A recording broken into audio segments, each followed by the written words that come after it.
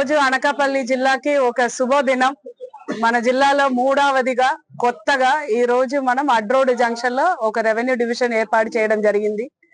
ఈ revenue division ఇక్కడ రావడానికి చాలా చాలా ఎఫర్ట్ తీసుకున్న మన హోమ్ మినిస్టర్ వారికి, అలాగే అడిగిన వెంటనే కన్సిడర్ చేసి సార్ మోటో ప్రకారం అంటే డెలివరింగ్ గవర్నెన్స్ ఎంత తొందరగా ఎంత దగ్గర ప్రజలకు దగ్గర మనం చేయగలుగుతాము, దానికి కావాల్సిన ఏర్పాట్లు ఏమేం చెయ్యాలి అడ్మినిస్ట్రేషన్ పరంగా అని ప్రతిరోజు ఆలోచించి ఎఫర్ట్ తీసుకుంటున్న మన ముఖ్యమంత్రి వర్యులకు కూడా ప్రత్యేక ధన్యవాదాలు చెప్పుకొని, ఈ డివిజన్ ఏర్పాటు చేసడం వలన మన జిల్లాలో ఉన్న మొత్తం ఇండస్ట్రియల్ క్లస్టర్ ఒక ప్లేస్ లో పెట్టి ఒక కన్వర్జెన్స్ ఏర్పాటు చేస్తాము.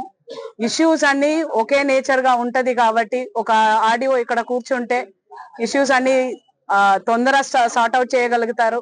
అది ల్యాండ్ అక్విజిషన్ ఇష్యూ కావచ్చు, లేదు R&R ఇష్యూస్ కావచ్చు, లేదా ఏదైనా భూమి ఇష్యూస్ కావచ్చు, అన్ని కూడా ప్రజలకు దగ్గర ఉంటారు.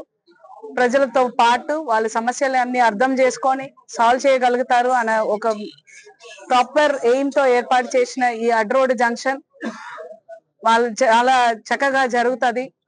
చాలా చాలా ఇంపార్టెంట్ రెవెన్యూ డివిజన్ గా రాష్ట్రంలోనే ఇది ఏర్పాటవుతుంది.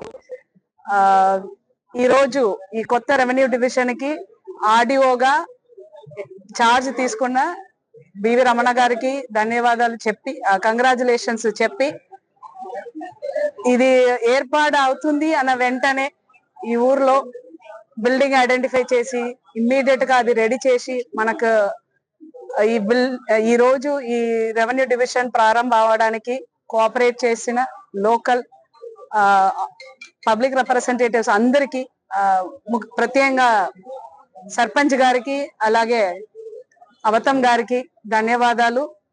ప్రజలందరికీ కంగ్రాచులేషన్స్. దానితో పాటు ఈ రోజు డిసెంబర్ 31, రేపు కొత్త సంవత్సరం, నూతన సంవత్సరం.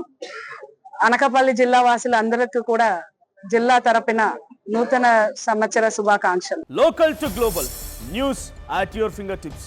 మీ చేతిలో ఒక ఆయుధం. Download Raw TV app. Media legend Ravi Prakash is back.